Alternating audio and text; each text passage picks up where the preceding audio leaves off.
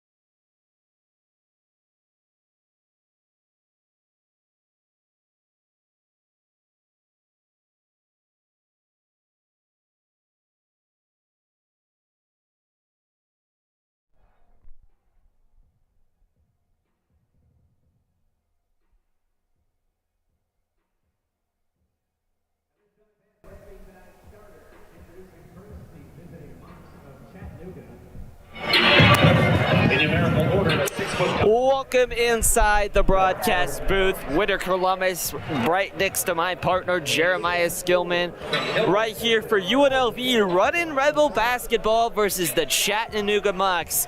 The Rebels unfortunately lost their home opener against UT Martin by a slim margin. Thought they were going to have Miles Che in that game. Turns out did not. Injured his foot again, so they will be out with him again tonight. And so we have a really classic matchup right here. Chattanooga just won the NIT. Jared, what's going to be the key to the game for the Rebels this week? Well, I think Gabe Longboard has to keep it going. He's averaging 18 points right now, but even in preseason and the exhibition games, he was rolling all along. And I think if he keeps the momentum throughout the season and keeps the momentum, especially in this game, if we really get him started, especially if he gets started. But like you mentioned, Jamie and Al, it hurts the team because, like Coach Master has been emphasizing and saying, they were expecting it bad. It's just hard for the team. Yeah, absolutely. Tip-off is just minutes away, so don't go anywhere. We'll be right back right after this.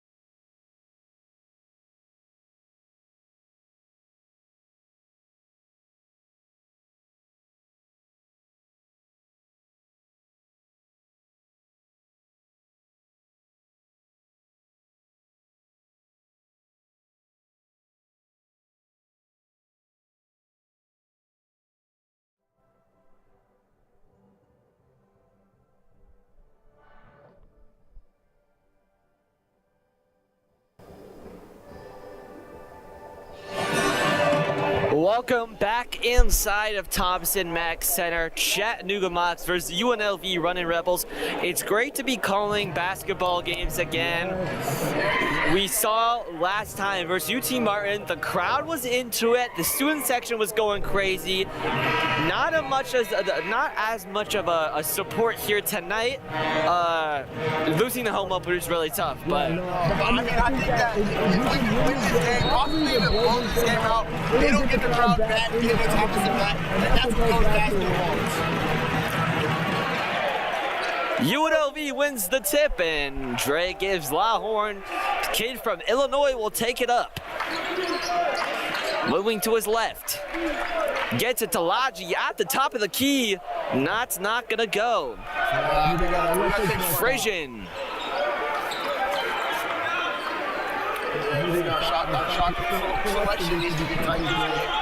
Getting it to the top of the key to Duvet. Duvet now at the right elbow, gets it back to Frisian. Frisian, bounce pass. Duvet in the right corner, guarded by Laji, gets it out and in the corner. Left wing, 4 seconds. Has to put up a fadeaway, a tough fadeaway. Defense is superior. We need to clean it up. Last game when we played hard, our defense did not step up, especially in the second half. Driving to the rim, Howie gets it out. Kamani Hamilton with an air ball three. It's rebounded by Laji.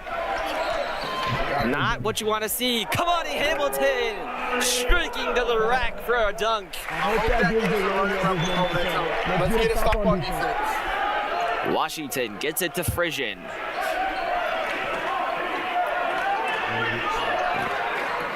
Now to Smith. Smith, it's taken away. Fleming with the steal. Fleming calling out a play. He's at the top. Moving to his right. Getting it to Green. Green working on Frisian on the right side. Gets it to Hamilton. Hamilton working on Smith. Hamilton. Smith will be called for the foul. Or Sean Cusano, excuse me. I really did like that long in that series. I think if we can move the ball, we could really score some points this game. I mean, last game we saw the fast break on transition. It was amazing. It was beautiful. But I think our defense is what held us back in that second half. Absolutely. Gives Lawhorn. Now moving to his right. Gets it to Green. Green back to Lawhorn. Right wing three. No good. Kamani Hamilton gets that big pie in there. Gibbs Lawhorn gets his own rebound. He's going to go to the line for 2 shots. I will say I love how they're trying to be aggressive down low in the paint. Rebounds will win them this game. They allow too much second chance shots and too much second chance rebounds and opportunities that they can score. And we've seen that since their exhibition game. If we could kill them on the boards, that could give us good momentum and a great game. Gibbs Lawhorn hits that one. You know, we're at the free throw line. What killed us last game was we were playing this zone defense and we were fouling jump shooters too much. And you think Coach Pastner was nervous for last game? We see him now without a suit jacket on, maybe a little sweaty, because this is a must-win game for UNLV. Yeah, I agree. But I really think that they could win this game. It's a possibility that they could win this game. But I think it all comes down to their defense and their rebounding, like I mentioned.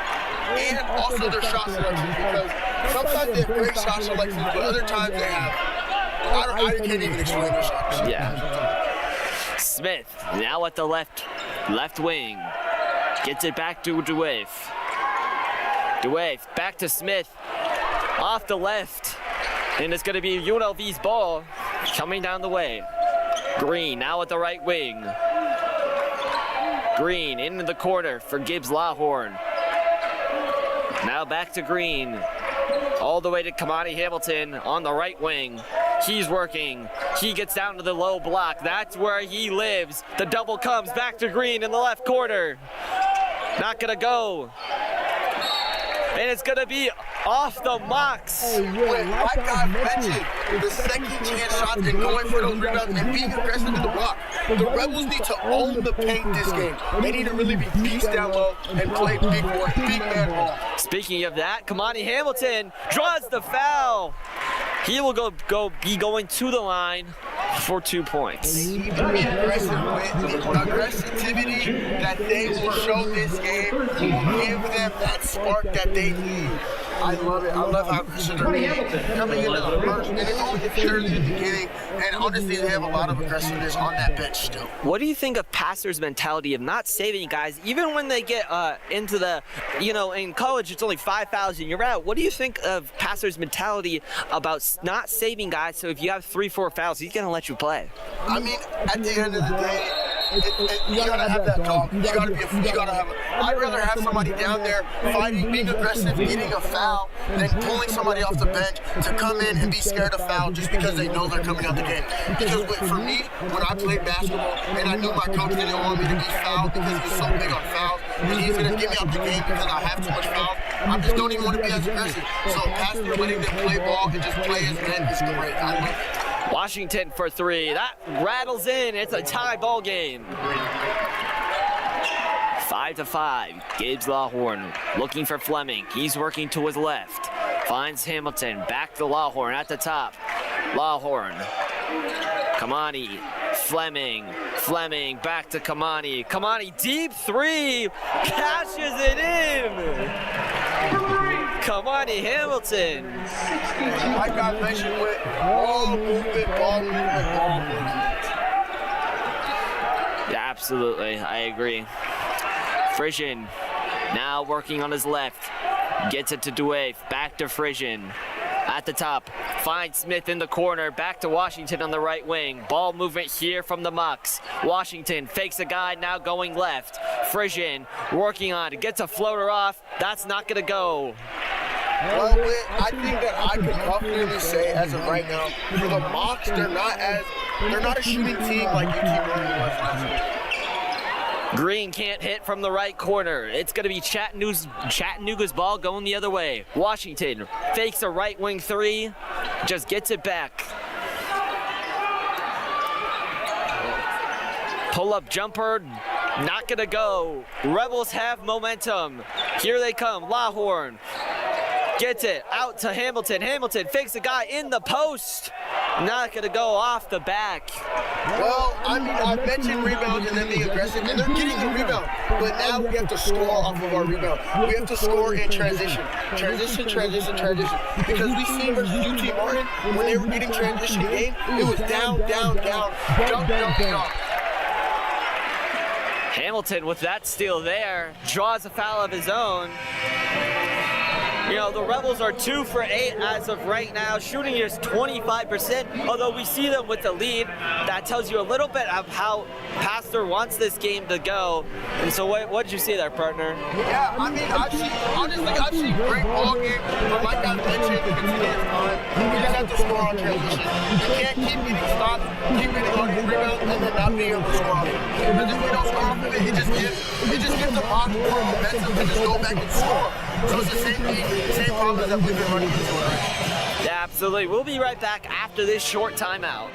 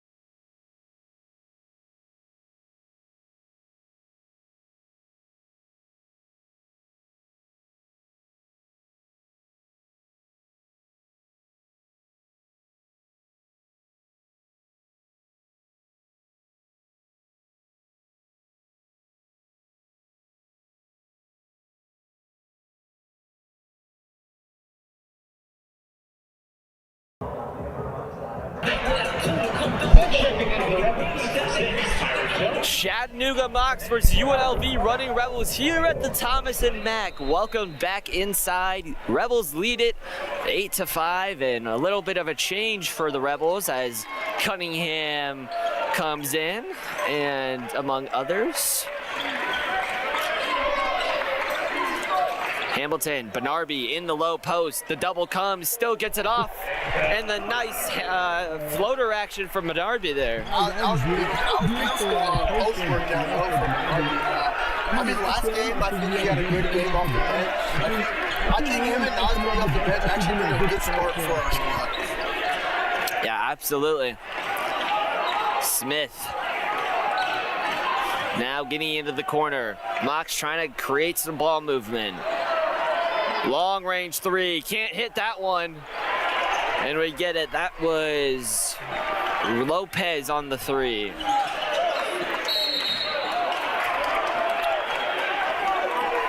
UNLV commits the offensive foul. Jacob Benarby, his first, going the other way. And Tyron Jones is set to check in. He comes in for Kamani Hamilton.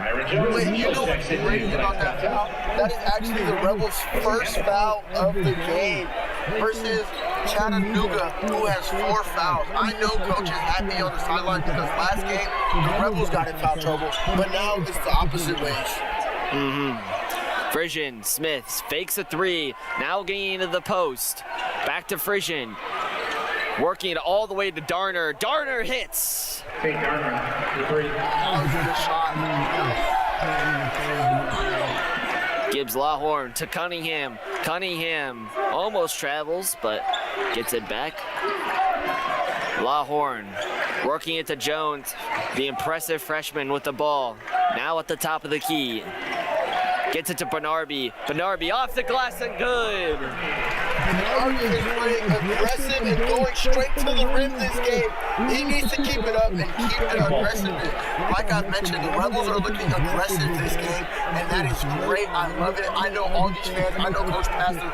I know everybody's just excited to see how aggressive we're actually looking and really trying to play. Hey, it's easy to get the lead, but what's even tougher is to keep in the lead and stay in the lead, and I think that's what they really struggled with last game. I agree, because we won that first half last game, but and then as we got to the second half, I don't know if we got tired or what it was, but we just... Frisian with the three. We just got UT Martin just take shots after shots after shots. A Chattanooga foul. Chattanooga foul, number 7. Sean Cuseno. Kamani Hamilton returns for the Rebels.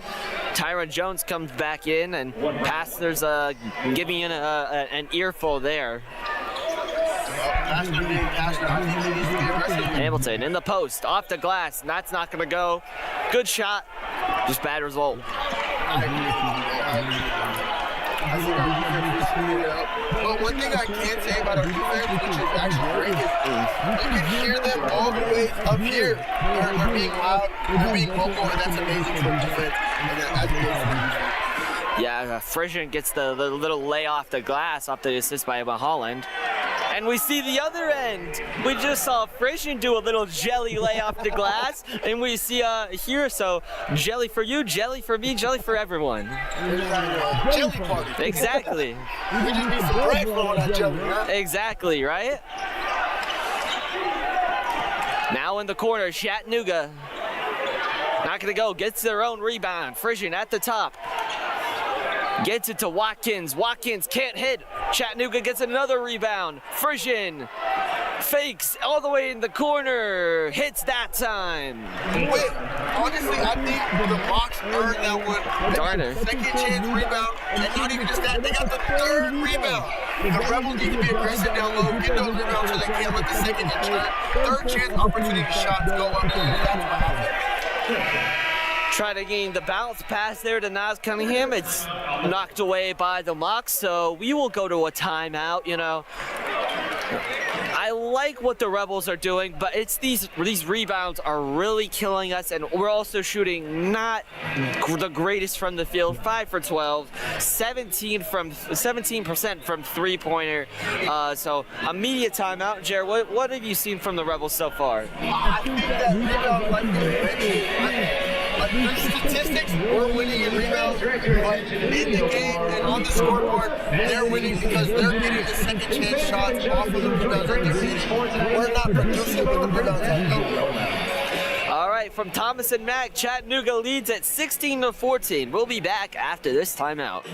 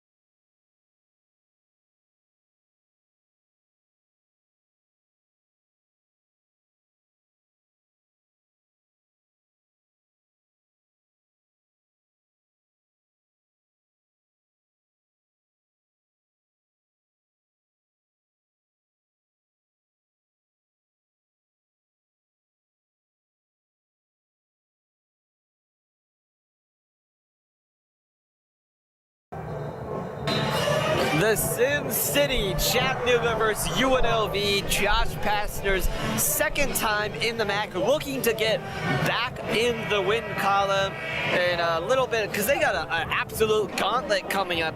They have Montana, which they should win that game, and then they go on the road to Memphis and then come back to Vegas to play Maryland, Alabama, then go on the road to Stanford. Jared, that is a gauntlet of a schedule. What's going to be the key for them to really have at least a chance in those games? Yeah, I think that their key is actually on the bench injured right now. I think their keys right now is staying healthy. If they can all stay healthy going into those amazing games, I think that that'll help them and that'll give them depth on the bench. But also, I love that schedule because it gets them ready for the West and for the play coming up right after that. Lawhorn hits a three to put the Rebels back in the lead by 1. Laji. Number 1, Laji Dembele, his first second team foul. Dembele just a little too aggressive there. Pokes his hand in there. The refs call it. Rebels are 4 for their last 5. I think we need Walter Brown to get started.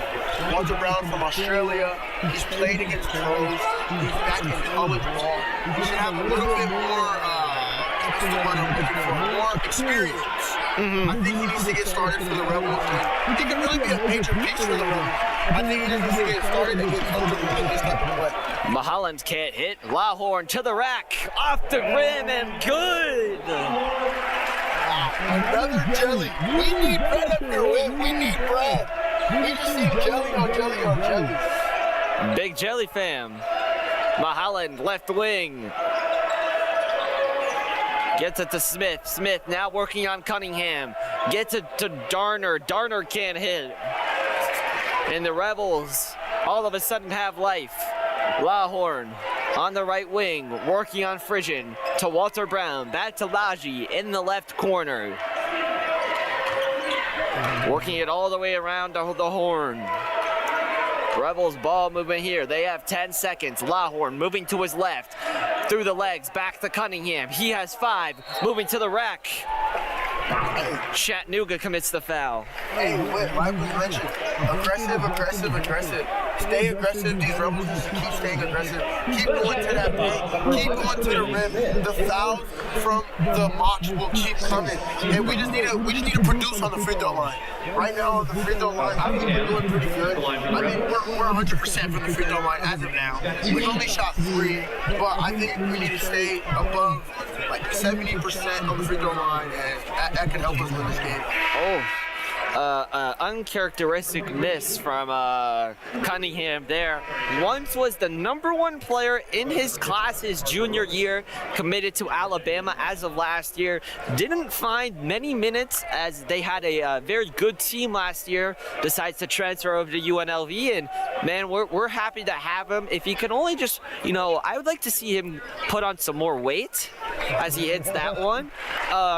If he puts on more weight, I think he could be one of the best players, not only in the Mountain West, but in the country. This guy has all the tools to do it. He just needs more weight. I agree with you, man. I mean, he has the shots, he has the weight. He has the aggressivity. He likes to be aggressive. I think that, like you mentioned, the weight though, that's definitely will be a key factor. If he puts on more weight, he definitely has higher percentage going to the league. Billy Smith hits the 3 for the Mocs. Jones going to the rack. Can't hit. Hey, keep driving. Keep driving, keep driving, keep driving, keep going to the paint, keep going to the rim. The Rebels need you to stay aggressive. One miss doesn't mean nothing. Go get it back, Jones. Smith now at the free throw line is doubled. Gets it back to Duoff. Duoff trying to get it over there to Watkins. He loses it, and here come the Rebels. Lawhorn moving to his left.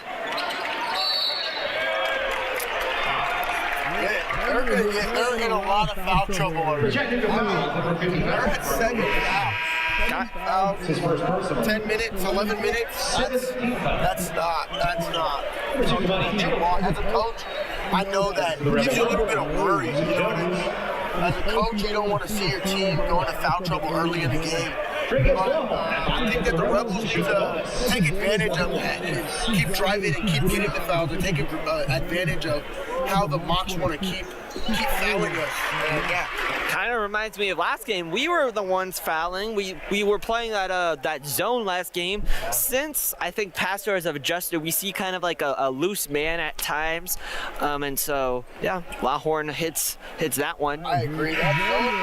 Honestly, that zone works for some plays. Like I think that it just got the Rebels tired, and I think that it put them into trouble, and they were just tired and they couldn't run, so they started fouling. And it was lazy fouls. And you know, as a coach, you hate that. You don't want to see lazy fouls. If you're gonna foul somebody, go be aggressive. Yeah, absolutely. Washington comes back in for the Mocs. On the left wing, working on Walter Brown. Now moving to his left, gets it in the corner for 3. That hits.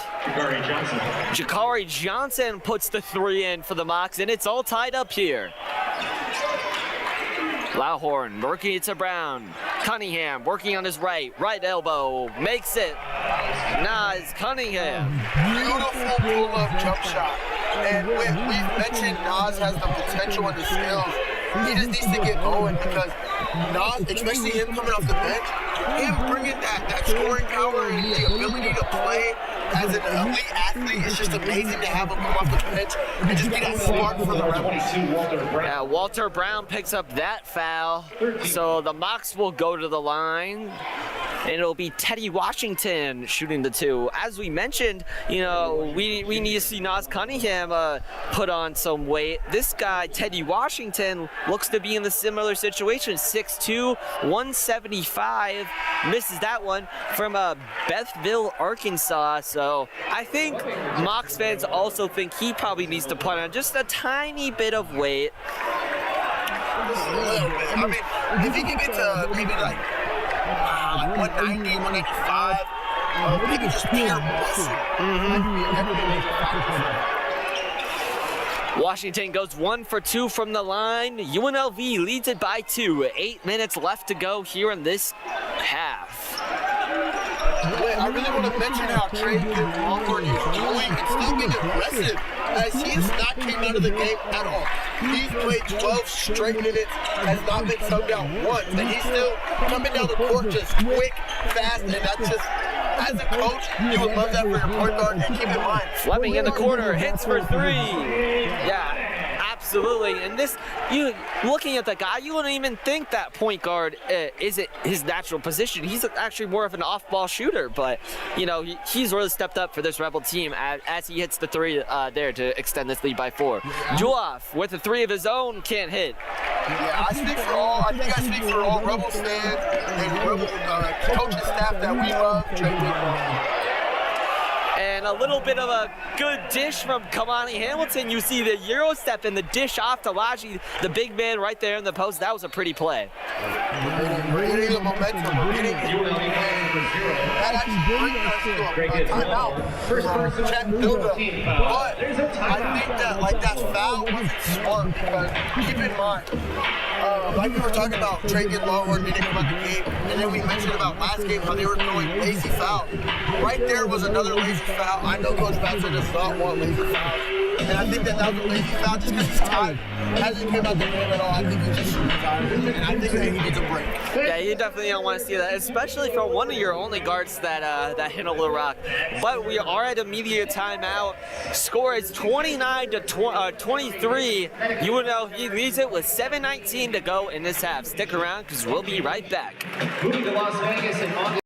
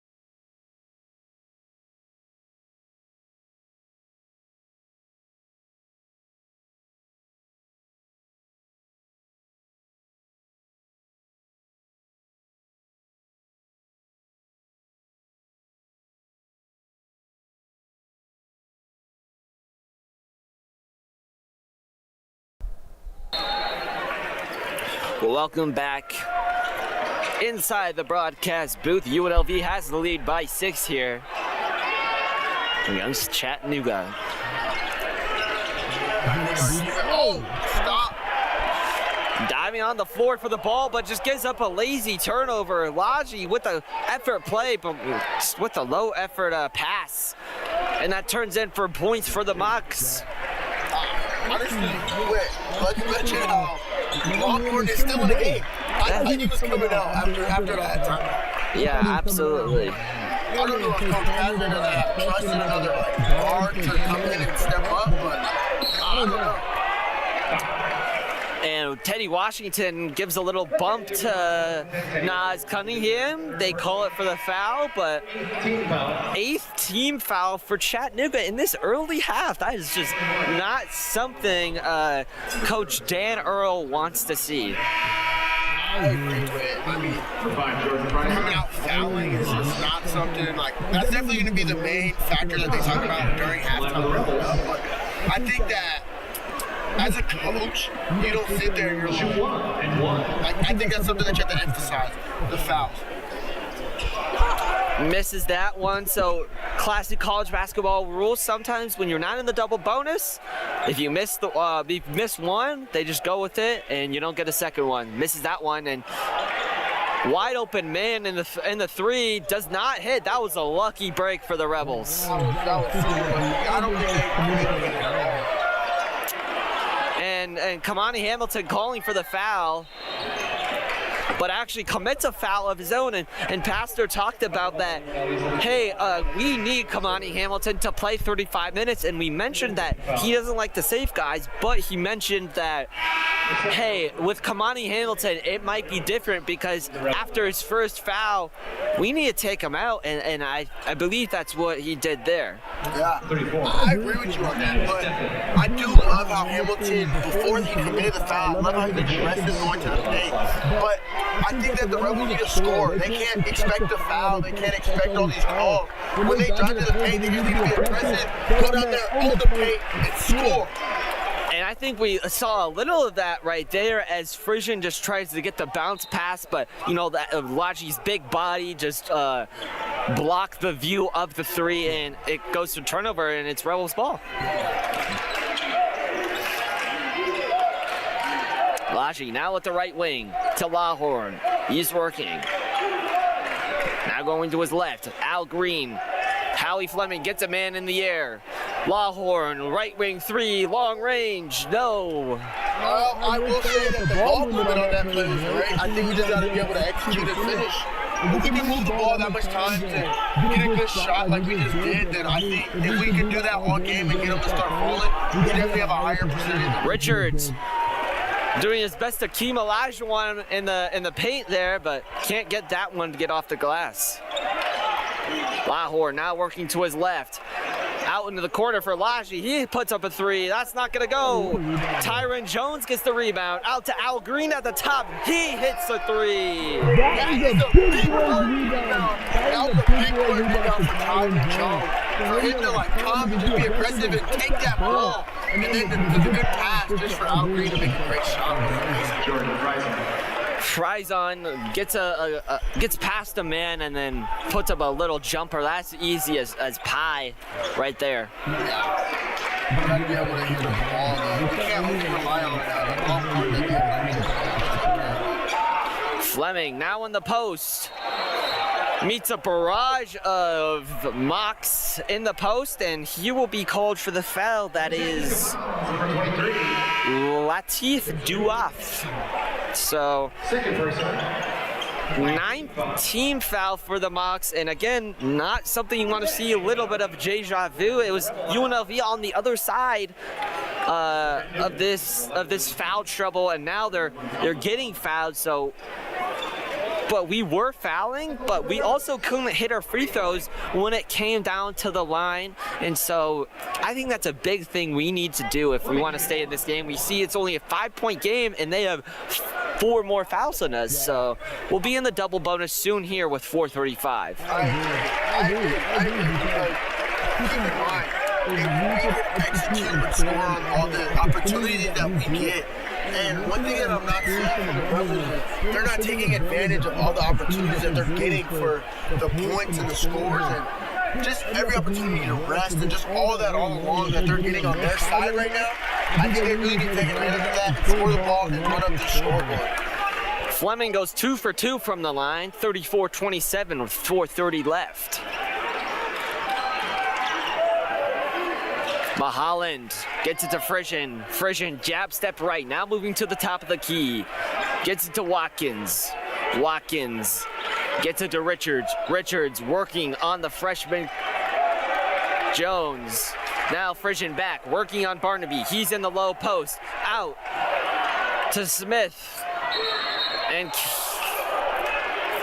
a little bit of a shake-up down there. The three was good for Smith. Let's see if they actually count it, though.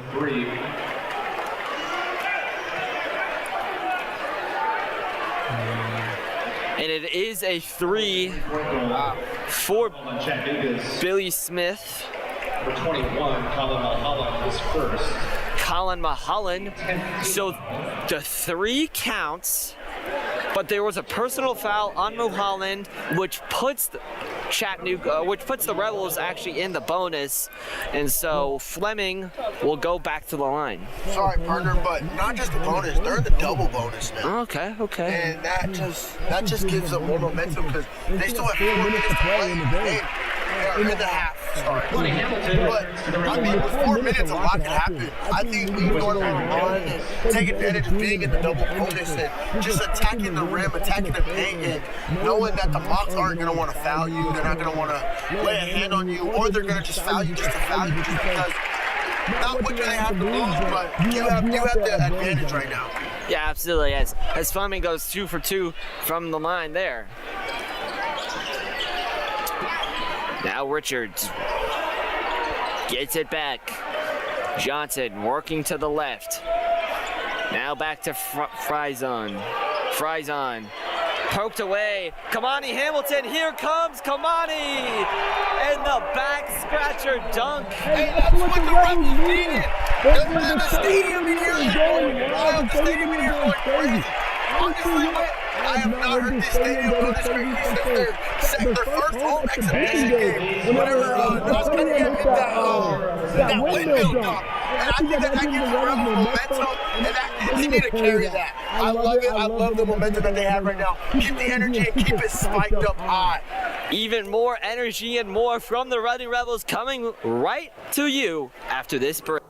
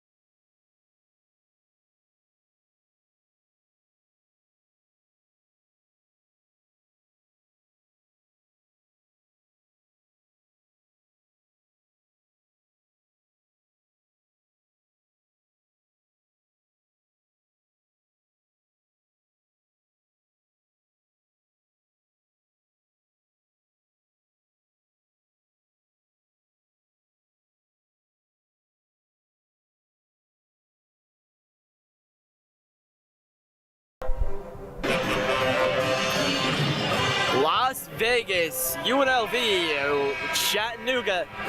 But another place where Las Vegas is actually in Fort Collins, Colorado. Football team travels up to Colorado State to take on the Rams.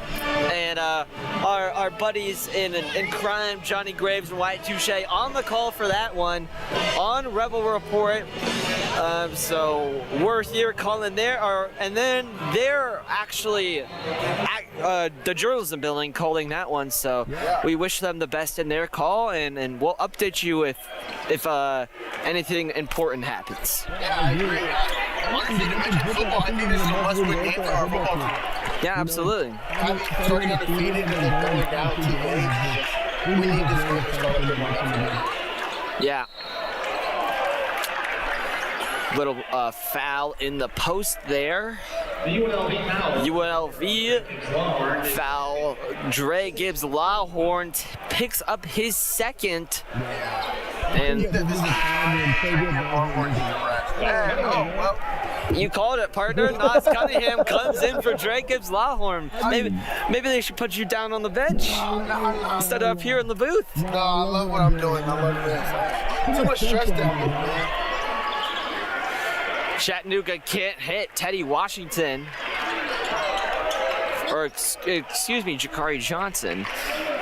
Fleming now working at the left block. Gets it to Barnaby. He's on the left wing. He travels, so it'll be Chattanooga ball. That's just an opportunity. You gotta go down there and score. Be aggressive. When I saw him get that ball from the top of the key, he just didn't look like he wanted to go down there and score. He was very calm and relaxed, but that's great to be calm, but he wasn't he didn't have that aggressive power that he needed. Yeah, absolutely, I agree. Chattanooga working it around the horn, trying to get it to Johnson. Gets it to Darner instead, moving to his right. Finds a man wide open in the post, can't hit it, but calls the foul. Partner, I don't believe he was touched. Hey, I did not see him touch him. I did not see a foul on that play. Yeah, I don't know. Maybe I just can't see all of this here, but I don't think he got touched. I mean, we had a bad angle at it, but what it seemed like, in the first place, he was wide open. Mulholland finds him. You know, Mulholland is 6'11". To be able to have that court vision to find him down the post, and unfortunately, he needs to obviously hit that shot, the behind the back, you know, the layup there, but can't hit. He will go to the line. I agree with you there. I mean, he should have been able to score that without, but I just still am shocked, and I don't know. I just must have missed the angle, like you mentioned, but hey, I mean, Rebels gotta let that one go and go score the ball. Frisian goes 2 for 2 from the line, makes this a 6-point game with just under 3 minutes to go. This is where the Rebels struggled all season long without Dre Gibbs Lawhorn. Cunningham now on the right wing will be the primary ball handler, at least for this possession. Gets a man up in the air and gets him to foul. No. Just keep attacking that rim. He's looking like he's trying to be aggressive down low. That's just something that every coach and every fan looks for. You always want that. When you come into the stadium or whenever you recruit a player as a coach, you look for how impressive they're going to be and how much of an impact they're going to be. And we've already mentioned that he's that spark that the Rebels need off the bench, and I think he just needs to keep it going and keep that up. Yeah, this man, I mentioned that he was going to be the primary ball handler. He is, no jokes here, 6'7". Not trying to make a joke. He's actually that tall, but only a slim 195 or 175, excuse me, as he goes 1 for 1 from the line. I have a question for you. Yes. Do you think that people like come up to him and you're like, oh, you're 6'7", like you're 6'7", like no. movies now, like when you hear that so much time, like you don't hear that. You don't think that one person has asked him that maybe? No, I do think, but hopefully more people will start to do that, because that will mean he's doing well and he's getting recognized by the fans here in Vegas. I agree. Hamilton gets it to Nas on the right wing. He's working on Darner. Gives him the shoulder. Fouled again and one. Nas Cunningham, count the bucket. We have mentioned countless times.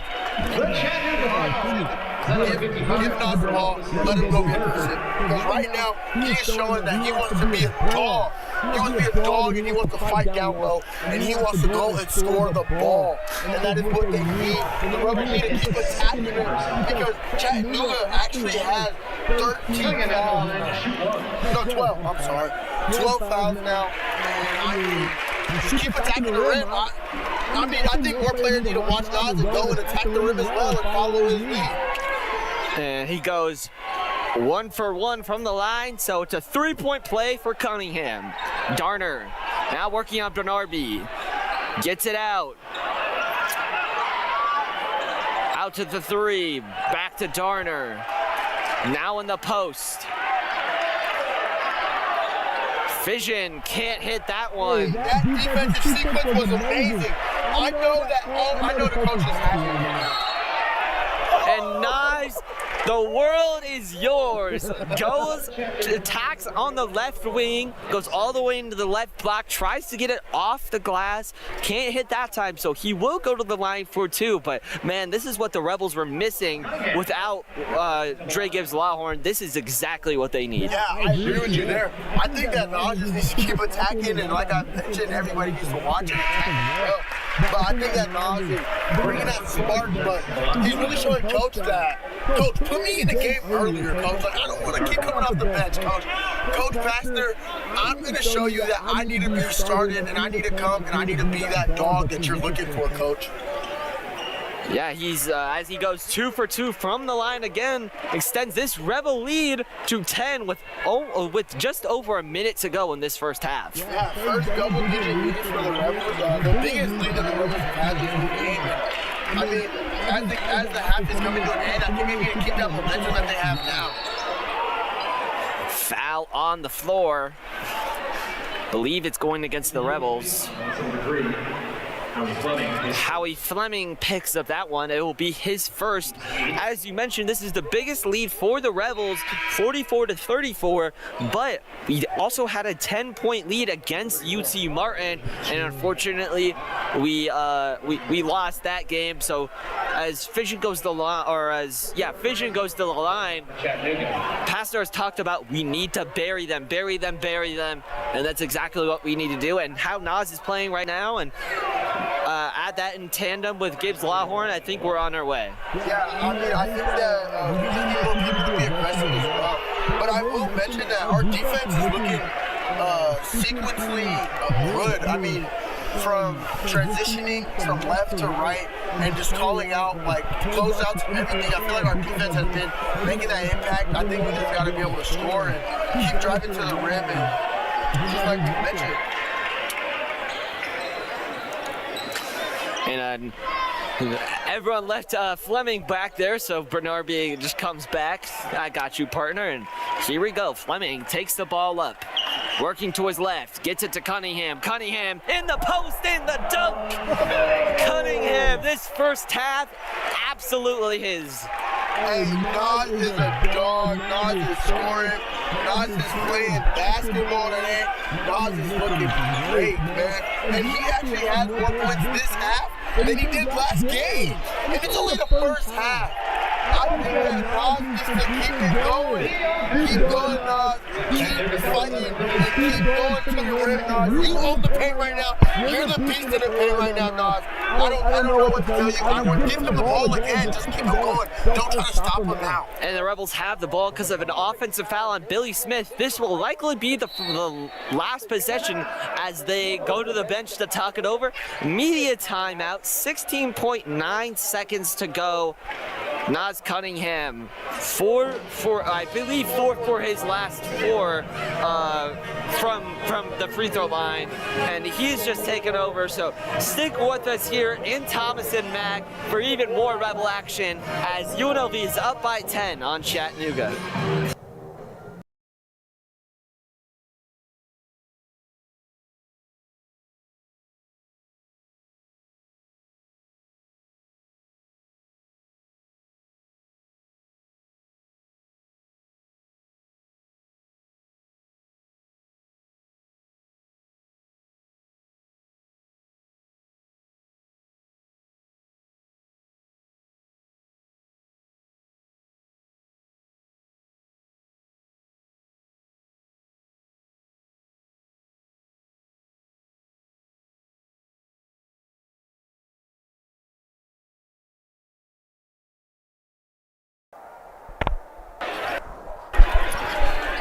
Back here in Las Vegas, 46-36 is your score. Well, as I mentioned, this will likely be the last play of the half. Rebels have 10 seconds. Fleming sizing up his opponent. He's moving left. Fleming, Al Green has to put up a three. That's not gonna go. Hamilton puts up a shot, no good. They called a foul. And it's gonna be a foul. Hamilton got fouled on the way up. Hope he's okay. A little slow to get up. Kind of undercutted him there.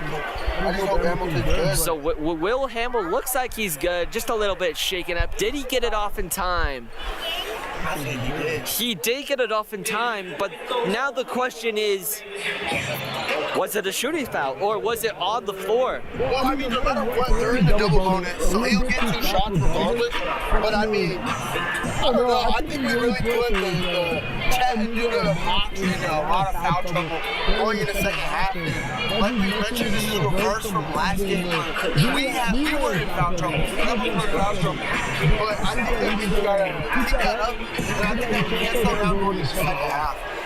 Yeah, I really hope. I mean, it's always, it seems it varies obviously sport to sport. Like our football team down 7-0 against Colorado State. It's always seeming like they are always playing from behind, and hopefully we put together another good half because that's exactly what we want to do. We want to start strong and end strong, and Hamilton will go to the line. He was fouled. It was a shooting foul, so he will go to the line for 2.3 seconds on the clock, so this will be the last play. Hamilton misses that one, and you kind of need those points. We're kind of talking about that we just need to hit those free throws. My coach in high school used to emphasize free throws so much.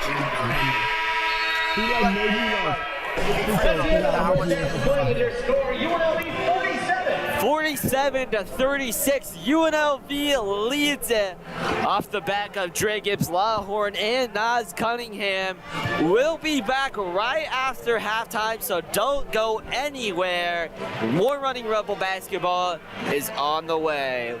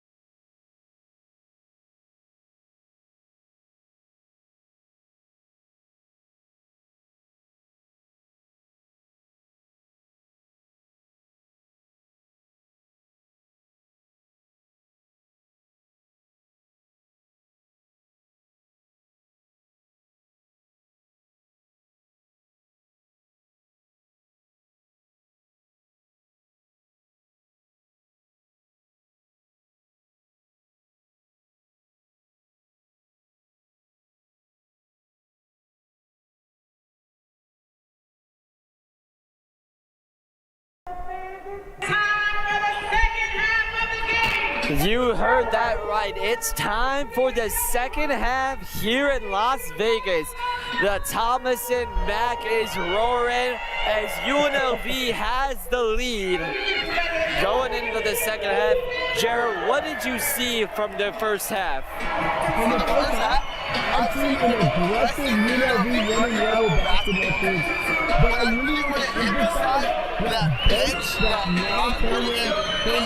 He came off the bench today, but whenever he came off, he came and laid that dog and showed that dog mentality to play basketball all the time. But I really think that the passing of the ball and the aggressive attacking the rim from the Rebels is really what is changing his game and making the Rebels lead this game.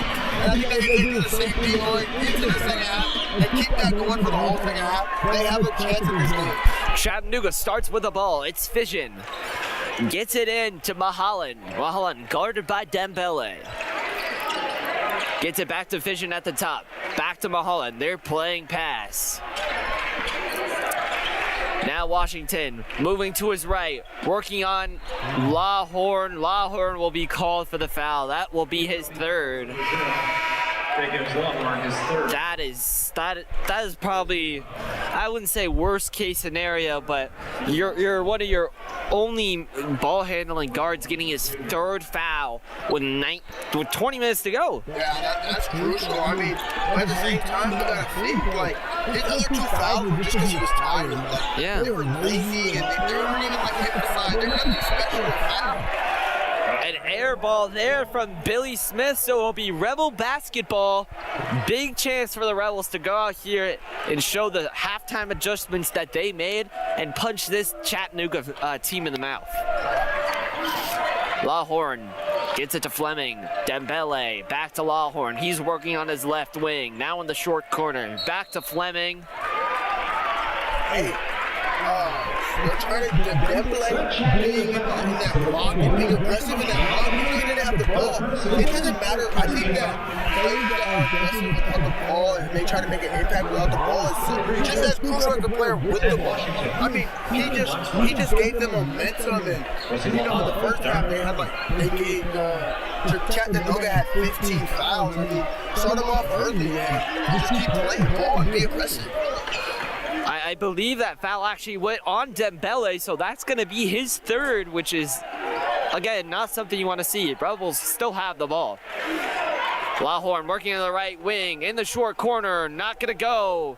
Rebounded. Dembele gets it off the glass and good. That's the board. Be aggressive. UNLV wins this basketball game. I agree. I think that that's what will happen if they keep crashing the boards, being aggressive down on that block, and just attacking the rim. They win that game. They win this game if they keep doing that. And many more games. Fleming gives up that too there. 11-point lead for UNLV. Fleming now on the right wing. Working to his left. Gets it to Lawhorn. All the way in the corner. What a pass to Fleming. Gets it out to Green on the left wing. He's fouled and one. Al Green, 4-point play coming up. 4 points. Give the momentum to the Rebels. You gotta keep in mind, like we mentioned, Chattanooga was in foul trouble in the first half, and the way it's looking in the second half, it's looking like it's going the same way. I think the Rebels need to keep that momentum, keep being aggressive, and just keep playing basketball. Keep playing basketball. Coach Pastor he looks more relaxed. Coach Pastor is actually sitting on the bench right now, and he's not up screaming and shouting. Like, earlier in last game, we heard him always appear. And right now he's just relaxed and sitting and calm, and he's not screaming at the guys. I think that's good. Yeah, absolutely. What a pass from Gibbs Lawhorn right there, all the way in the right long corner, gets it all the way into the left corner, and then makes the extra pass to get that 4-point play. And just fundamental basketball there from the Mocs, gets that 2 in. That was a good ball movement from the Mocs. I think the Rebels just gotta just smash them. Lawhorn just slips, gives the ball up. It is a 1-on-3 here, so Darner will slow the pace down. And I do love how Kid Longboard, he fell, you know, got a turnover, but he got right back up and ran down to get on defense. And, you know, that's amazing as a coach, as a spectator. You love to see that from your player. Watkins can't hit. Kamani Hamilton loses the ball, tipped away by Cuseno. So it will retain UNLV basketball. I think Hamilton wanted to go to the rim on that play. If that didn't get tipped out, I think Hamilton's going to the rim and trying to dunk it. Nas is coming in for Gibbs Lawhorn. As I mentioned, already picked up his third foul early in this game. Can we see Pastor kind of saving him a little bit? I know he said he doesn't do that, but, well, I mean, what else is that really? I mean, keep in mind, though, Longhorn has played 18 minutes. Yeah. You know, he's tired. He's probably got a good team that's not really good. You know, and Nas is having a phenomenal game. But now, rest Longhorn, you know, let him get those legs back energized. So stop committing wasted fouls. And let Nas just keep attacking and playing ball. Speaking of attacking, Fleming went to the rim there. I don't know how he got that shot up. Owen was made the and one, kind of brought it down from his knees all the way. And it was two Chattanooga defenders right there, but he will go to the line for two with an impressive display of athleticism. Hits that one. Well, like we mentioned, Chattanooga's already in foul trouble. Chattanooga has 3 fouls in the second half, and we're only 3 minutes in. Yeah. They basically committed a foul every minute of the game. Yeah. I mean, they won the NIT last year, but now they've lost 73% of their scoring from that last team. So they have a lot of guys that are new to playing in this role. So I assume that's why. Obviously, it's early in the season. These things will happen, but glad to see UNLV's in the lead. Yeah, I agree. Washington now on the right wing. Now working on Dembele. Fade away. That's pure. This is a good basketball game. This is good for UNLV to play. They need to fix some things after the first game. And I think that they made a lot of adjustments in the last 2 days, 3 days of practice. And you can really see it, and they're really attacking. Dembele in the post, working. And a good little act to sell that foul there. And Dembele will go to the line. The kid transferred in from Iowa, didn't really see a lot of minutes there at Iowa, but the reason he came to UNLV is his brother actually played here. A former Running Rebel. I might butcher this now. Chiekna Dembele from 2016 to 2020, so has ties from the university, and so came to UNLV after he didn't see many minutes at Iowa. I think I watched his brother play. Now I think about it. Yeah, so I mean, he has ties to the university. That's why he came. He was a 4-star recruit coming out of New York or I always don't know how to say it. It's Newark, New Jersey. It always sounds like New York, New Jersey, but New York, New Jersey, 4-star recruit, committed to Iowa. Didn't see a lot of minutes. Commits to UNLV, likely due to the ties with his brother and everything. Hey, we'll take him because he's a dog.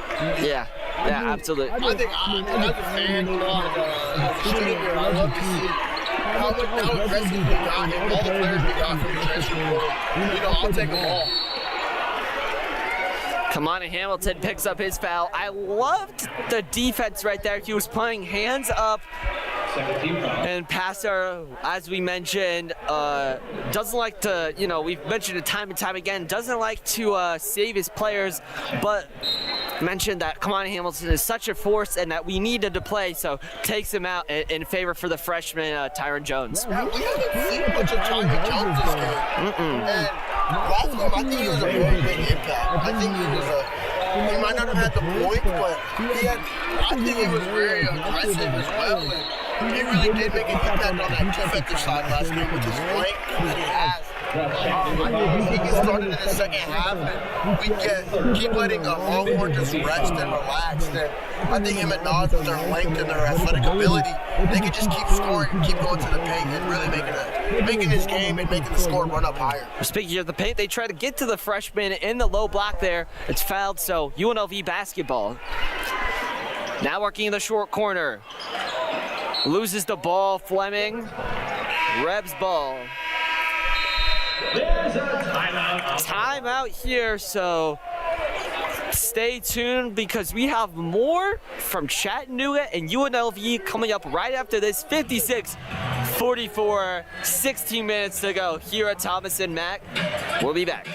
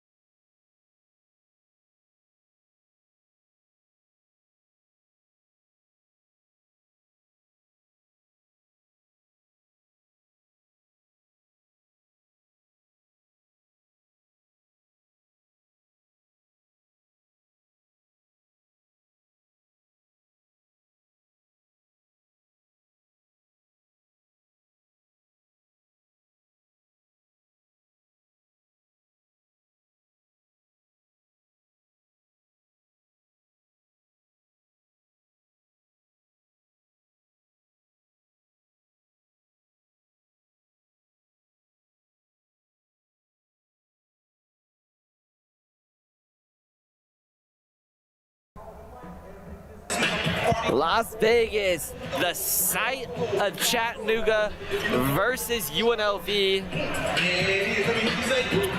Welcome back inside.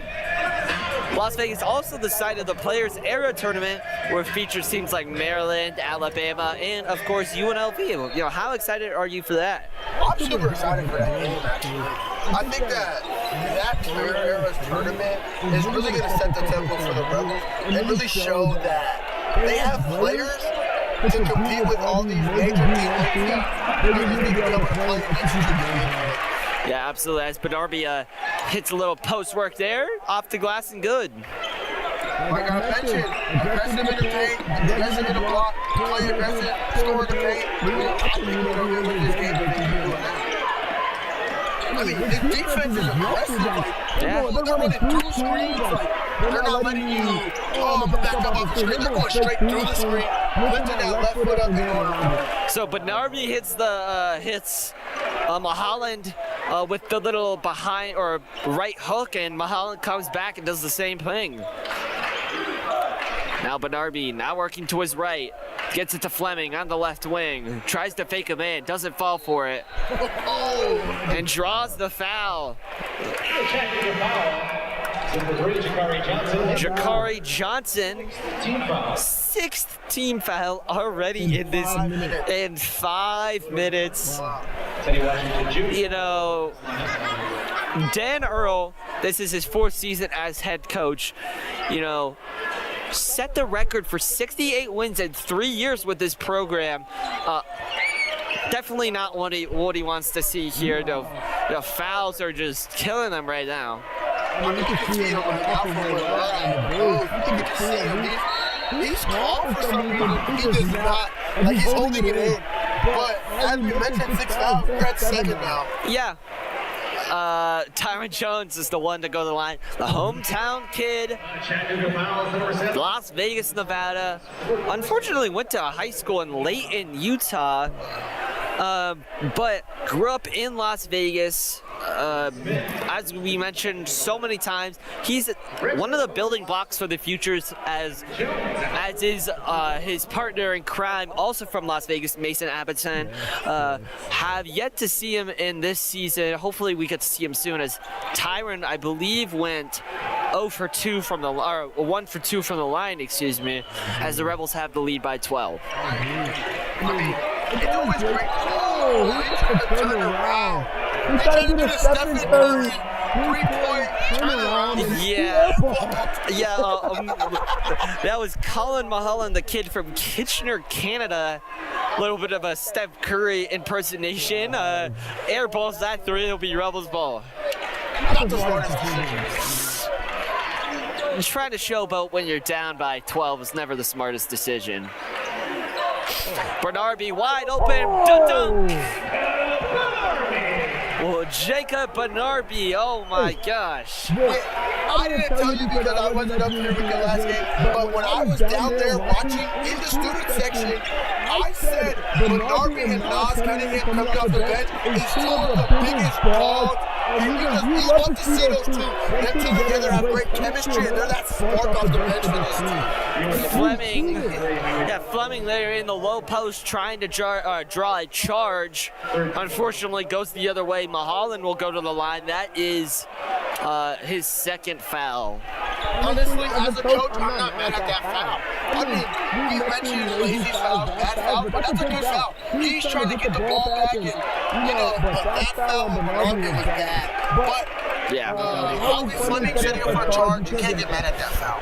And I thought it was shooting, but I was wrong, as we all are sometimes. Can't be right 100% of the time. And so, but in irony, Mulholland gets the ball back and draws the foul on Bernarby, so Mulholland will actually go to the line this time as he makes that one. You know, Mulholland appeared in 36 of the 38 games during last season and made 5 starts, which all occurred, get this, in the NIT. Every single one. So this kid is made for the big moment. And I just don't think we're probably seeing his full potential. But as we've seen, this guy can handle the rock a little at 6'11", 235 as he comes out. So we'll see if he gets more involved later down the line. I agree with bringing that ball up. I guess he's trying to get a little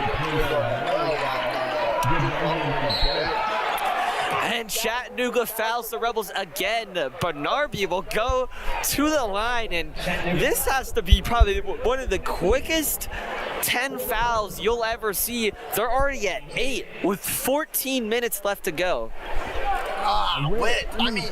I mentioned earlier as a joke when there were 17 minutes left and they had 3 fouls. They're fouling every minute. They're getting a foul every minute.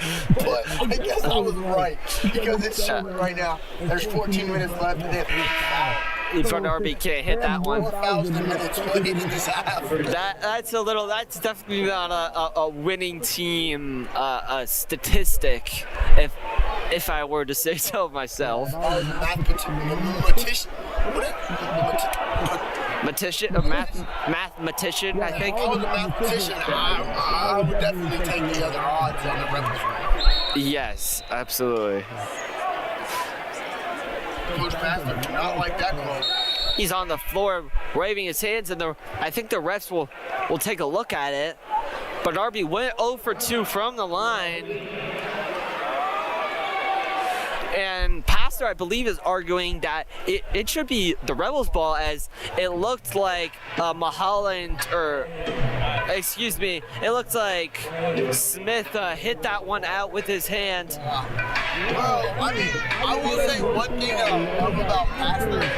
The passion he has for the game and how much he loves, he will really ride and stand behind his boy.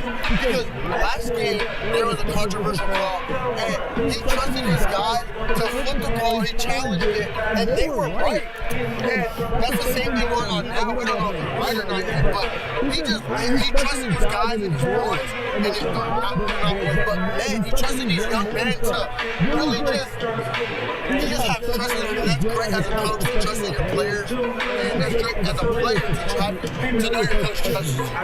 Yeah, absolutely. I mean, we've seen it time and time again, you know, at his time at Memphis, at his time at Georgia Tech, and now here at UNLV. I feel like he's kind of always been that guy. I believe there was a story after reading up on him.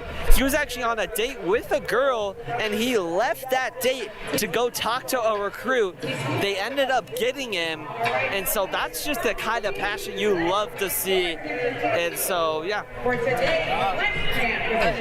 Oh, not be mad at that, man. He got player. You work it, you know what I mean? You know what's going on another day. But you can't get the whole player. Exactly.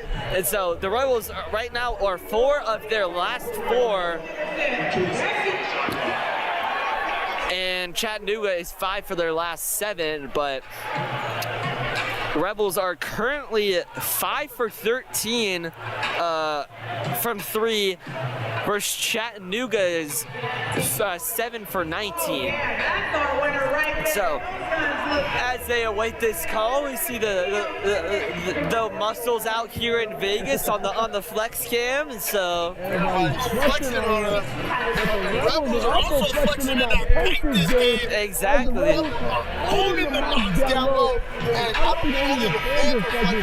But I think Unlv and Nas Cunningham are flexing as well because they're really out here owning the paint, owning the block, and being dogs down low. And as a coach, as a fan, as a player, you gotta love when you see people have that dog down there. It's not about the size of the dog, but it's about the dog.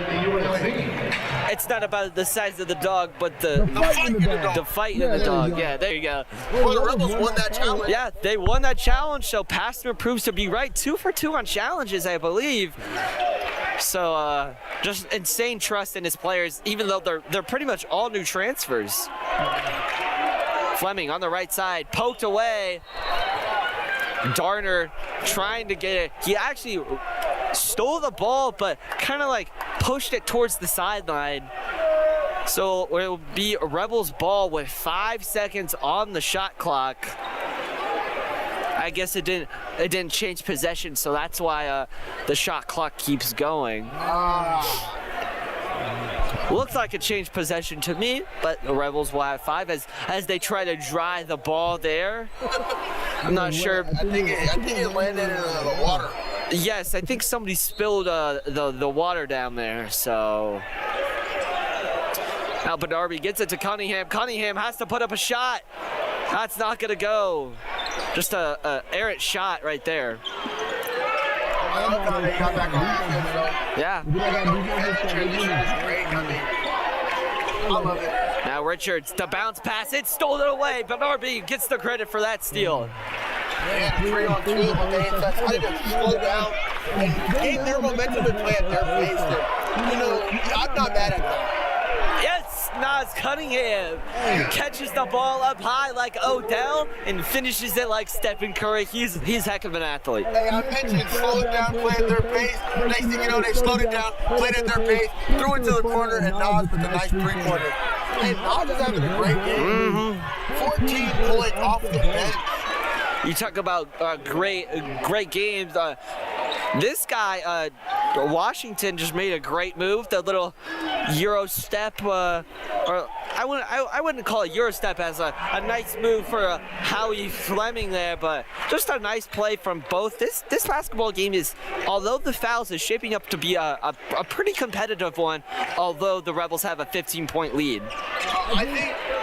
I love it, but I think that this is a great game. I think it's a great fundamental game. You know, these guys from both teams are playing fundamental in basketball where they're passing the rock and playing at their pace, but I think that, like you mentioned, the difference in this game is the fouls. And I know Coach Earl, Dan Earl, is like, he's going to emphasize after this game, like whatever happens, he's going to emphasize that the fouls really change the momentum of this game. Yeah, I mean, absolutely, especially if you're shooting 19 for 27 for UNLV as a nice little 3 there by Watkins, but if you're shooting 27 free throws, it would be a shame if you weren't in the lead. And Knots Cunningham on the left wing hits a 3 there. He is up to 17 points. And this is exactly what they need. We haven't seen Dre Gibbs Lawhorn all that much this half. I think just let him rest, you know. I think Knots is playing great. You know, he's not playing the guard right now, but I think that Fleming Jr. is taking that role. But as you mentioned, actually, Dre Gibbs Lawhorn is checking in now. Perfect. I was going to say he was going to be, I was worried that he was hurt given all of our injuries, but I'm glad to see he's back. We have even more Rebel action coming your way. 67 to 53. No, that's not a joke. Rebels are actually in the lead here at Thomas and Mack. We'll see you right after this timeout.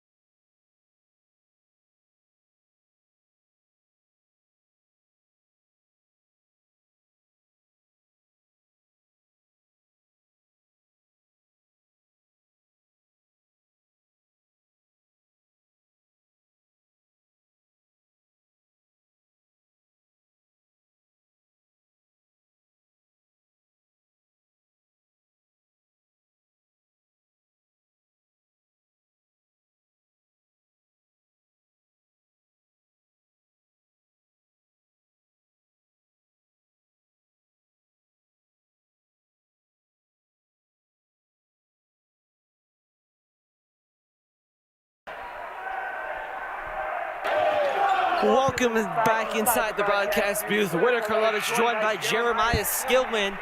Rebels are out to a great lead by 14 here, if my math serves me correct.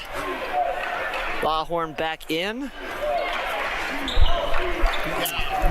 think that Nas and Bernard need to stay aggressive. Even with this back in the game, I think they need to stay aggressive in the paint and they're scoring.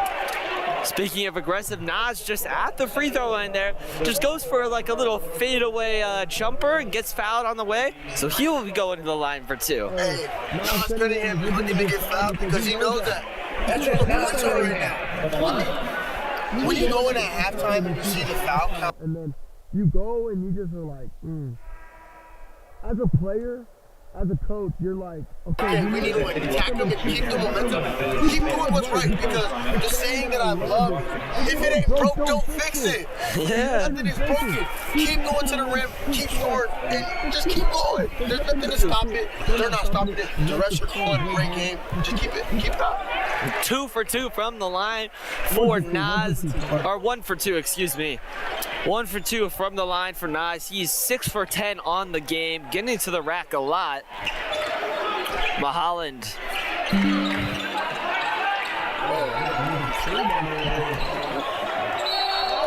Oh my goodness. Hey, I'm loving our defense though. We emphasize our offense and how we're scoring on offense and our offensive abilities right now. But I want to emphasize our defense as well, because our defense has also been tremendous. And it's really crazy because you can see the transition in the defense and how the ball's moving. You know what I mean?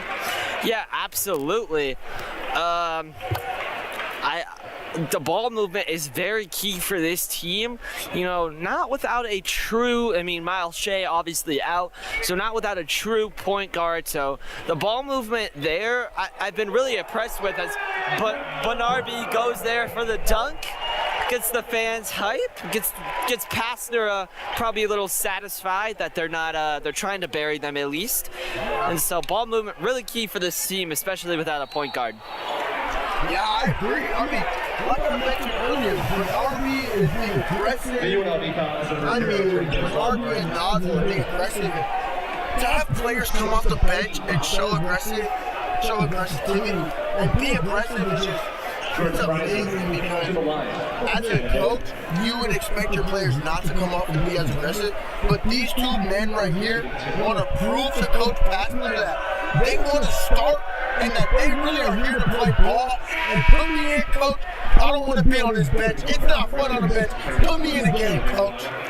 And do you think, obviously, Chattanooga played St. Mary's just yesterday, so that's probably a little bit factoring into this game, or do you think it's a little bit like of an advantage for them? They're more warmed up, and they've played more games, I guess, with the guys, or do you really think it's that fatigue that's really harping on them right now? At the end of the day, you could say, yeah, they might be tired, they might be a little more warmed up, but realistically, all these men have played basketball. They've played an AAU circuit where you play 4 games in less than 8 hours. You know what I mean? So I know it's not the same as college, like a college game, but at the end of the day, you can't. That's not an excuse, you know. If you really love the game, you'll give it 100%, regardless if you played 2 hours earlier or if you played the night before. Yeah, absolutely. Great point there. And Smith can't hit that three. Here come the Rebels. Fleming working to his left. Gets it back to Benarby at the top. The kid from Anchorage. Gets it to Jones. Jones working on the smaller Smith in the post. Trying to draw the foul, and that's probably not the smartest the play there, as Pastner looks to not be happy with that one. I noticed that. And the block. Maybe Jones may not come in. The lob. Oh, Nas Cunningham was going up for the lob, but hits the three instead. Hey, I want 3 though too.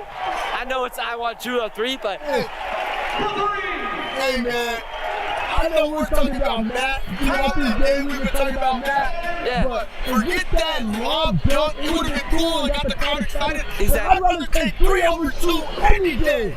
Exactly. Expect Kamani Hamilton to come in for Tyron Jones. We'll be back right after this. Rebels are on a roll.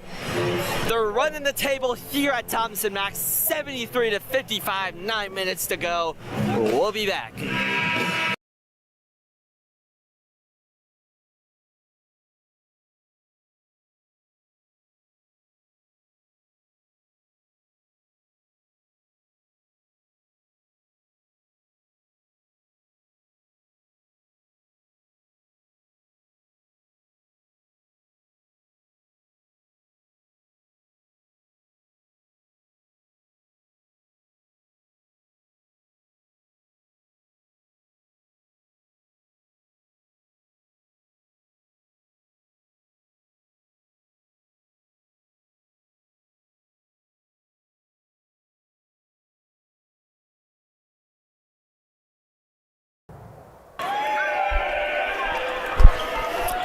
Las Vegas, Nevada, the most popular city in Nevada, and also home to the UNLV Runnin Rebels basketball team.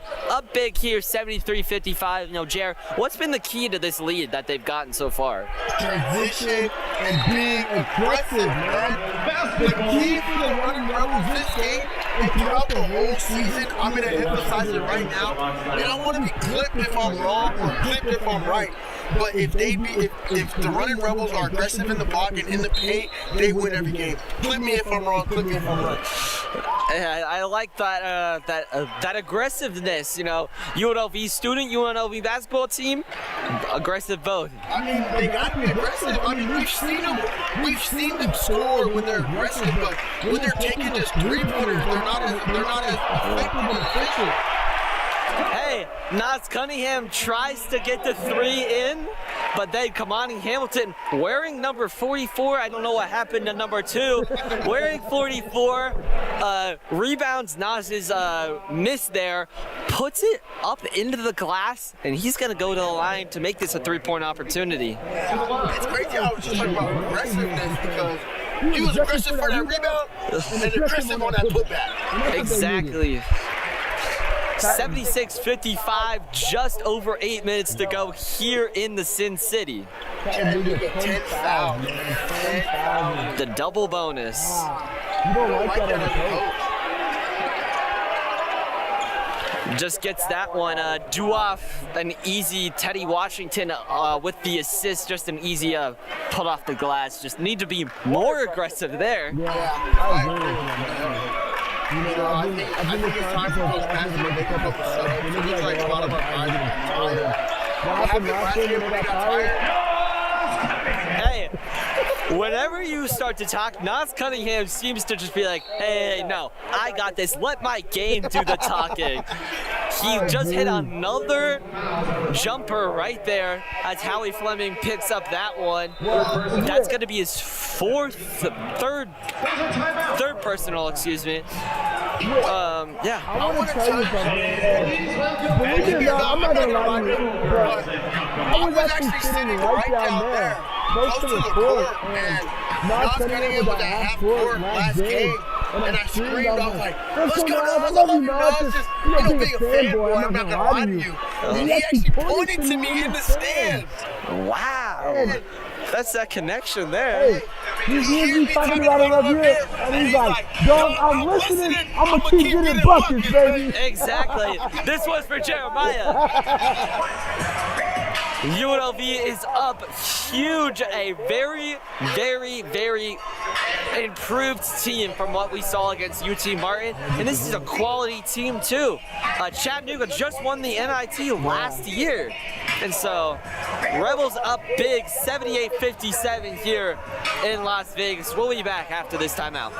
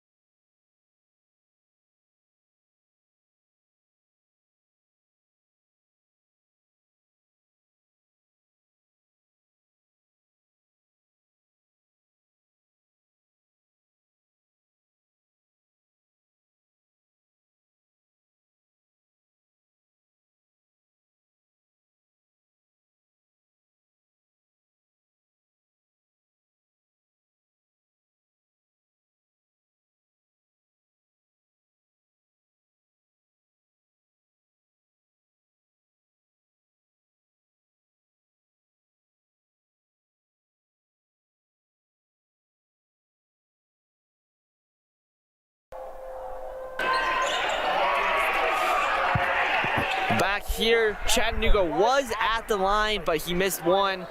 Nas for three. Oh, rattles out. Nas is trying to play some basketball. Yes. Nas has been 22 minutes off the bench. And I think he has a game. I think he got in with 18 minutes in this half, or no, like 6 minutes into this half. and he has not came out ever since. And I honestly don't blame Coach Pastner because you should He's balling. To relax, like let him rest. And Nas has really stepped up as a player to really score those points that get Longhorn had last game. You know, Hamilton in the low post there, trying to get the pump fake off, just not working. And then puts it up, can't get it to go, but Rebs ball. This will be their third chance this possession to get some points. Hamilton will be fouled. Hamilton will go to the line for 2 as the Rebs are in the double bonus, and I'm pretty sure he just, wow. Sean Cuseno from Hilton Head, South Carolina. That's going to be his 5th foul, giving the refs a piece of his mind here. Fouls out of this game. Hamilton will go to the line.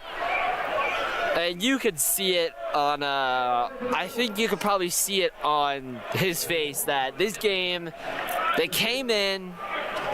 I'm not sure what Vegas had them as. I believe UNLV was the underdog in this one. Oh, really?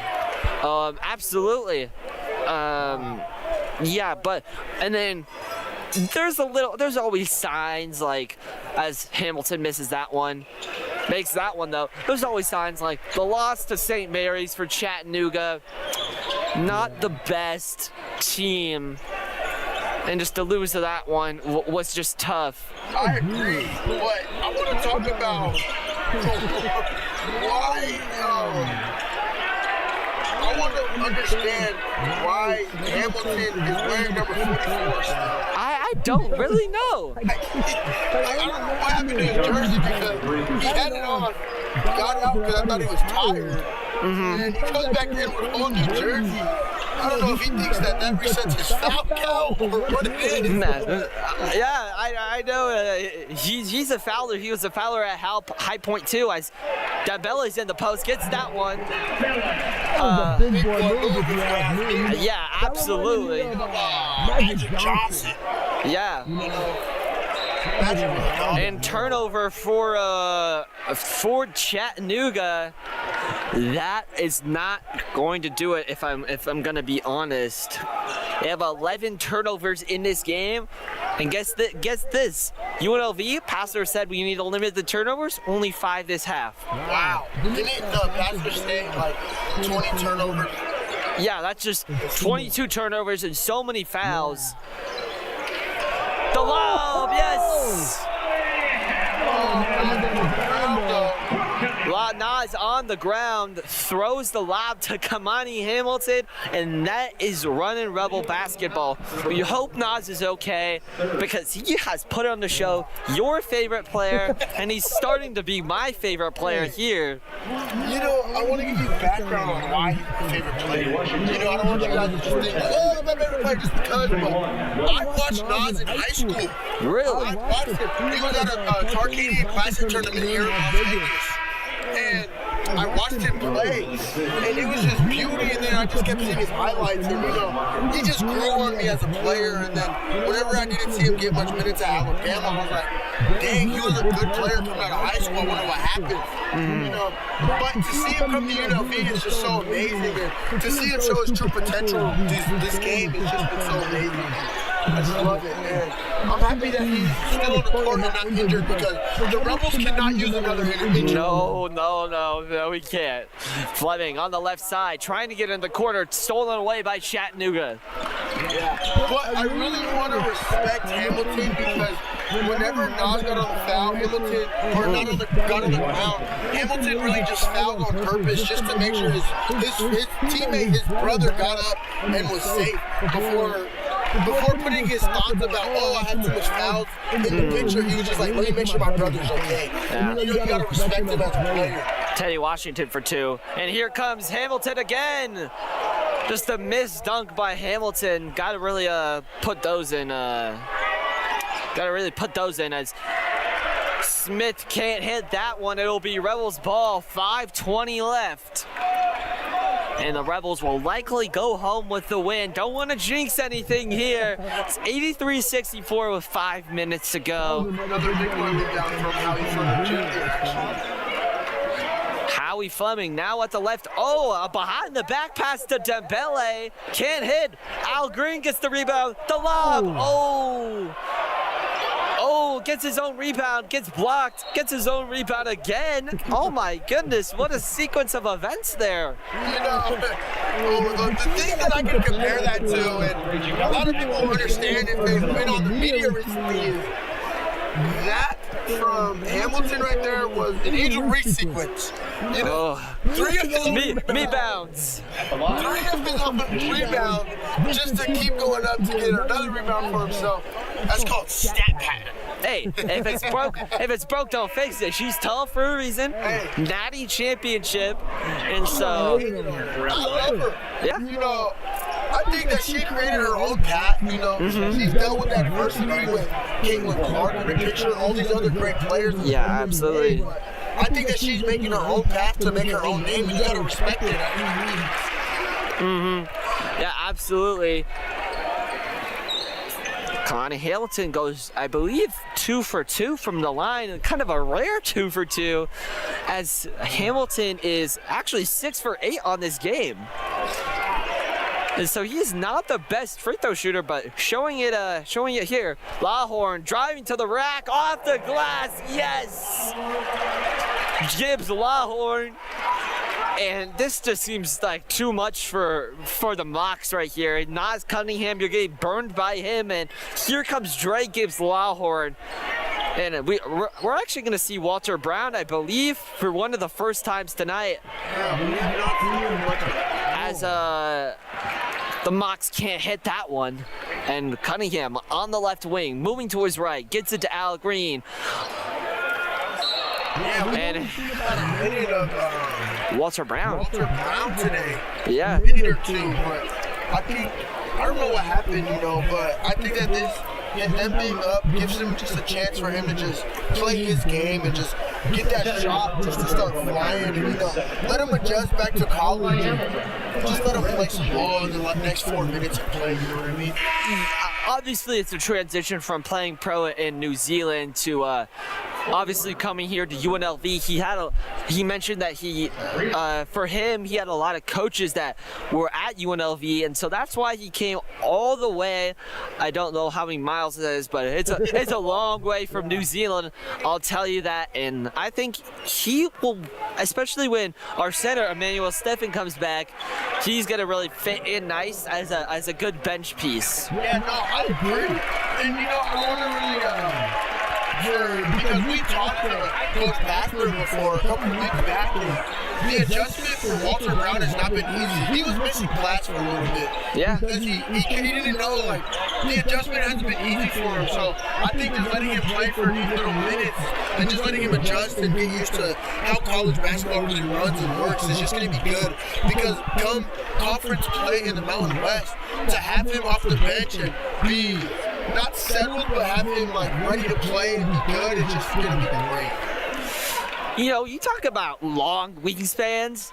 You can't leave Tyron Jones out of the conversation. This man has a wingspan of a demon. Just tries to block that shot, but as Gibbs Lawhorn tries to the back to get in that one. But one thing for the other team I really want to talk about is this guy Teddy Washington, who puts up a 3 there. Unfortunately can't hit, but this guy has been poetry in motion pretty much the whole game, and I respect that, especially, you know, Nas Cunningham with the trying to get it off the glass, can't go, but I really respect Teddy Washington as Tyron Jones puts that one in. I agree. We're actually about to see the first of Jalen Cunningham. Oh, wow. To the game. We're going to see Jalen Cunningham coming into the game. And Jalen's actually a Vegas native. Yeah, Vegas native. Grew up in Vegas. High school. Yeah. And then he went to play at I believe he played at I'm pretty sure it's right here. I'm sorry, man. Cabrillo College. Cabrillo, yes. Yes, Division II JUCO team from Las Vegas, Nevada. Him and Mason Abaton, who's also on this team, went to the same high school. Actually interviewed their coach. You know, he has this wall of all these NBA players that he's produced and all these college players, and Jalen Cunningham is actually on that wall, and I'm sure Mason will join him very soon. Unfortunately, I don't think they overlapped at Coronado. They didn't overlap each other, but the year that Jalen actually graduated was the year that Mason came to Coronado. Mason played with Jalen's little brother, Josiah Cunningham, who played at Columbus College in New York. So he played with one of the Cunninghams. Hey, so you already have that. We're very excited to see all the Las Vegas natives. You know, Tyron Jones, Jalen Cunningham. First minutes, as you mentioned. The reason why I know all these stats is because Jalen and Josiah went to my middle school at Slam, Nevada for their middle school career before they decided to switch to Coronado. Okay, yeah. Coronado, filled with NBA talent. Hopefully they just produced another one in Mason Abaton. Obviously, I've mentioned it so many times. If you haven't seen on Rebel Report, we did a feature story about him and his journey to UNLV. So excited to see him. He should be ready for next game under limited minutes. I very hope so, because that guy is a dog standing at 6'6". Can just do it all, but another factor Jalen is he's the only walk-on on this team. Really? Everyone else is on scholarship except Jalen Cunningham. Let's see what he can do.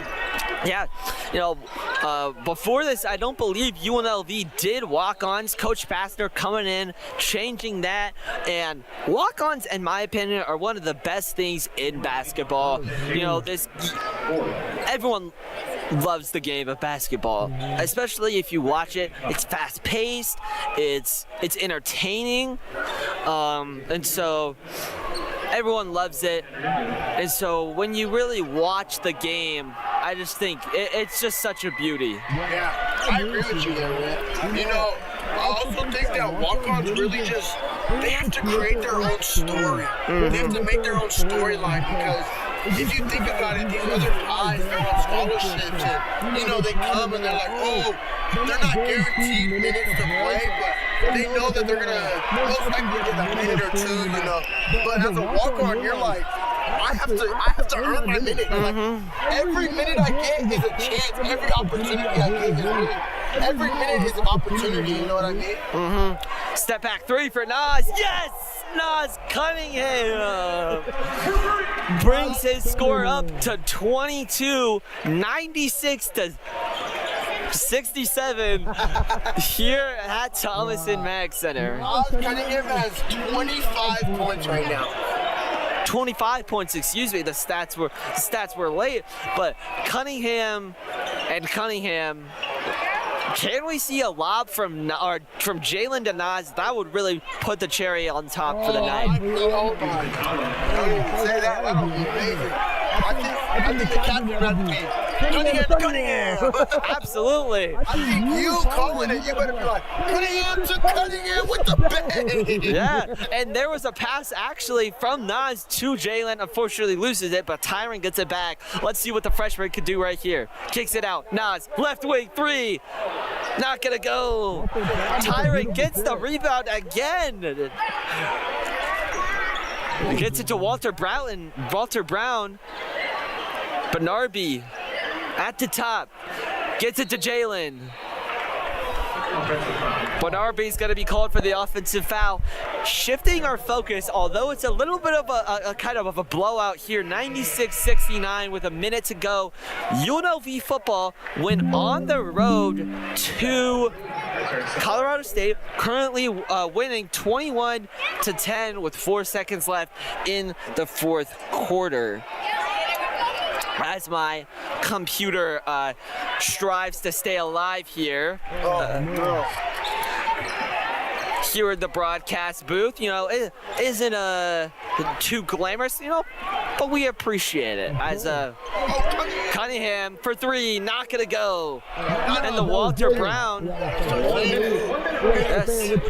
Yeah, I gotta start saying it. And Nas Cunningham, or some people like to call him Nasir Cunningham, gets the little assist to Tyron Jones. He's gonna go to the line, makes the and one upper, gets the basket, will go to the line for an and one opportunity, excuse me. Yeah, and I really want to how Tyron Jones played. You know, he came off the bench, and last game he had more of an impact. But I feel like this game he's still showing aggressiveness.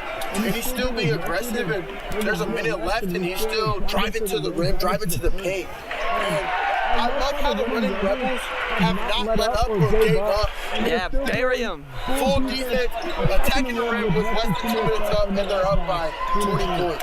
Yeah, hey, they're up by 30, partner. And it's, can they get to 100? There's 40 seconds right here. They're at 99 points as the fake. Oh my goodness, that was a good move. Bad finish there by Chattanooga, but gets multiple people up in the air. Can they get to 100? Al Green, now with the right block. Right elbow, Walter Brown, the dunk! They do get to 100. Walter Brown puts them over to the top, 101-69. 20 seconds. Walter Brown needed that. Yeah. Walter Brown needed him a little dunk, a little three-pointer. Oh, and comes back with a block. So the Rebels are hyped here in Las Vegas. First 100 of the season. A game that they were underdogs by wins in fashion, 101-69. What a performance by Pastner and the Rebels. The Mocs will go on to FGCU, actually, who just had their fifth-year college player, Brandon Dwyer, score his first college points. And guess what? FGCU is going to come here in the Jack Jones Classic and face UNLV. So it's an all full circle moment here in Vegas. I love like the energy in the stadium after that win. It's just tremendous. You hear the fight song right now. And the players, after they saw that score, when the final buzzer rang, you could just ask me about excited. Like, you know, his first win of the regular season in the Thomas and Matt just gotta feel different. And the players are celebrating and screaming, and they're just excited. And I see something happy right now. Miles Jennings off his scooter right now, and he's walking. He's in a boot. But and that is great. Great news for the Rebels fans. You know, he's not down. When this team, we've talked about pregame, when this team gets healthy with Miles Shea and with Emmanuel Stephan, oh boy, everybody will, they better watch out. Because come Mountain West play, which is Pastner's really, he's really honed in on that. Hey, we gotta win Mountain West games. Gotta win the Mountain West tournament. When we get healthy come, you know, March or February, maybe not the tournament, but we could be really, really good. And then talk about next year, a full year of Josh Pastner, full year of his coaching staff. Oh my gosh, it's gonna be fun. Can't wait. We have Montana on Tuesday. Okay. Back home, here at the Thomas and Mack. Coach Pastner's not gonna want to lose another game here at the Thomas. Absolutely not. Scoring 100 points and winning by 32. 32 points. Yes. Winning by 32 points. And the game's on a Tuesday. Everybody's back on campus. You know, maybe they're out on the weekend with their family. You know, maybe they went back home for the weekend. But everybody's back on campus on a Tuesday. The game at 7 p.m. on Tuesday, November 11th versus Montana Grizzlies. I think that brings the fans back out after scoring 100 points. Coach Pastner does not want to lose another game at home. Yeah, absolutely. 101-69. UNLV takes their first win of the Josh Pastner era. Winter Columbus joined by Jeremiah Skillman, We'll see you later, folks. Make sure you tune in to that Montana game, and make sure you go tune in to our friends on the football broadcast at Rebel Report UNLV. That is Rebel Report UNLV on YouTube. Have a good night, folks.